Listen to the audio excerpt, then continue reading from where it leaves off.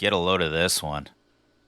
Looks like the Predator. I thought this was one of those face filters. You know, the frowny face ones. What's wrong? Do you want the tube back? Yeah, it's fine, you have it. And the tube back. I don't want it. What are you so sad about? I'm not sad, I'm happy. Yeah, it's not. She actually looks like this. Good lord. This is something you'd see in Willy Wonka's Mystery Tunnel. I think I'm gonna be sick. Holy crap. This woman has the aura of an Alfred Hitchcock soundtrack. They shouldn't allow this on TV. Imagine a kid seeing this. They'd be like, "Mommy, that lady's scary." Well, honey, that's what miserable people end up looking like. Yeah, you get a permanent frown and eyes that look like they're searching for a soul. Look at her. You can almost see the pain in her face when she's forced to smile. I mean, imagine you're a hiring manager at a company and this lady walks in for an interview with the demeanor of something out of the Fifth Element. You wouldn't hire that. You wouldn't hire Gargamel. You wouldn't hire Skeletor. Well, I guess we did. Oh no.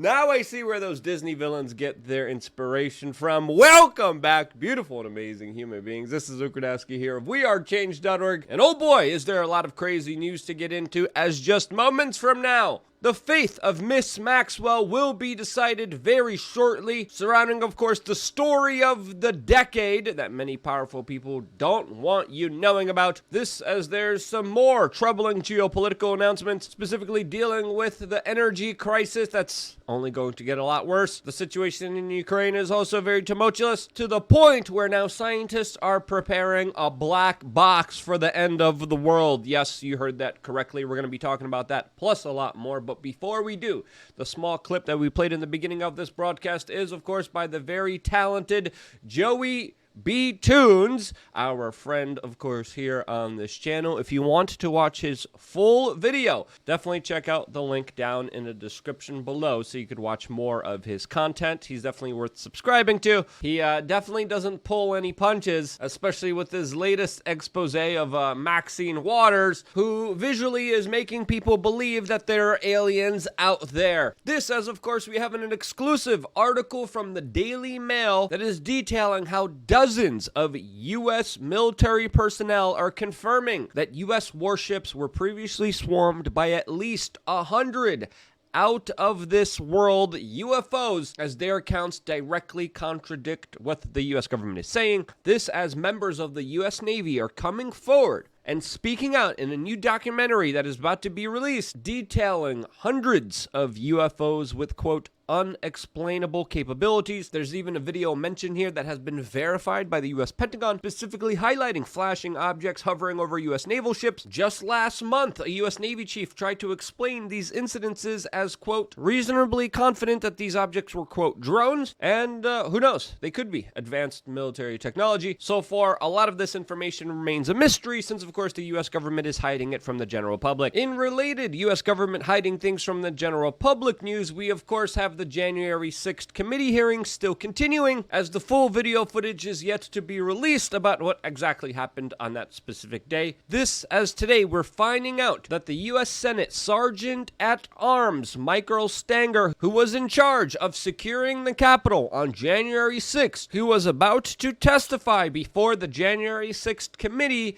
has passed away. Now, if you remember, on January 6th, there were multiple security breaches, lots of unexplained questions, especially about the huge magnetic doors that were opened from the inside from a code that only someone from the U.S. government would know, that were deliberately opened. Why was there a deliberate breach of the doors to the U.S. Senate on January 6th? Well, that's a question that, of course, might not be answered anymore, as, of course, these are many questions that people still have. Now, because of the many questions that people have surrounding this particular event, there's of course going to be theories about what actually happened to the Senate Sergeant at Arms. And again, he also was an older gentleman. He was 71 years of age. As of right now, we don't know any kind of details here, and that's why it's important not to jump to conclusions right now, as of course we have an absence of evidence. What happened to this man? Who knows? We don't have those answers yet. There still are a lot of questions, and hopefully they get legitimately answered, as of course the U.S. legal system doesn't always have the best track record at honesty and accountability, and I think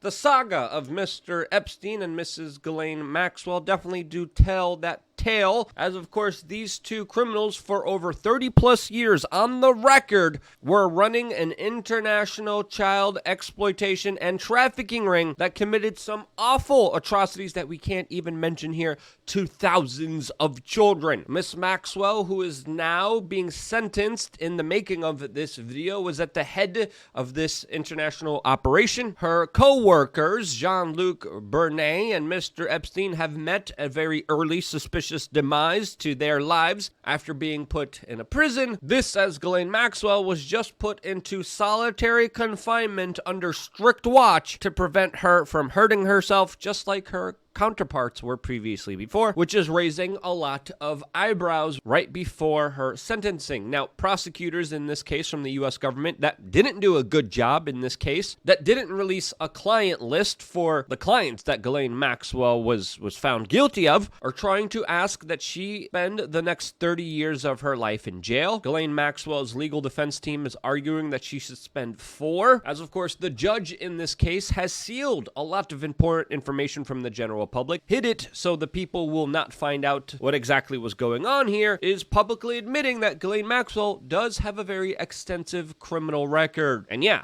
for over 30 plus years, she had the aid and support of local police departments, prosecutors, judges, politicians, tech media moguls, business corporate heads, all helping her out, along with the British royal family, as she was committing some of the worst atrocities on the face of this earth. So yeah, saying that she has an extensive criminal activity is definitely an understatement here. And during her sentencing, her victims were asked to come forward and speak before the judge, and they're coming out with some crazy details that we cannot share here on this independent media broadcast, since of course this is a family-friendly show. Now, Ghislaine Maxwell is 60 years of age. If she will be sentenced to 30 years, this will extensively mean a life sentence for her. Her victims today are testifying that she deserves to meet her end in jail. One of the victims even detailed how she tried to end her existence on this planet because of the abuse that she faced from Miss Maxwell. And in Maxwell's corner is her siblings,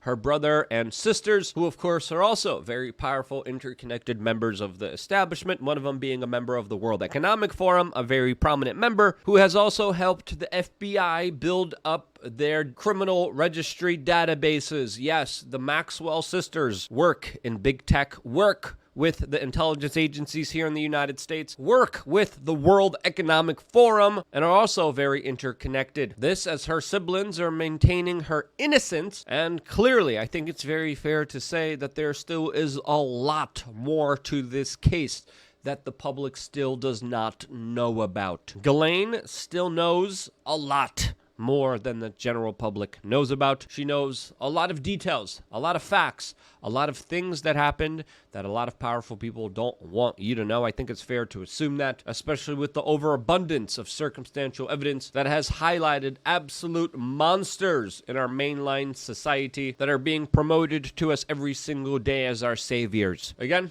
I got a lot more to say about this and the inner workings of the establishment, and I'm going to be saving that conversation later on today for LukeUncensored.com, our own members area where we get to say and do whatever we want without any kind of filter, without any kind of worry. These are not family-friendly shows and videos like the one that you're watching right now. These are videos where anything goes, and we get to say and do whatever we want here on our own platform that there's no fear of censorship from. Today, there's a lot of things to discuss, especially surrounding some important history and the larger depopulation agenda. Lots of craziness happening in our society. That video is going to be available right after this one on LukeUncensored.com. Click the link down below, sign up right now, and continue this very important conversation right after this video. Now we're not still done here. There's still absolutely so much important context, so much important things to talk about almost every single day that, of course, you wouldn't even know it, but the G7 summit is underway right now in Germany. As of course, 7 of the world's most powerful countries are meeting together and discussing the future of the world, discussing things like energy prices, which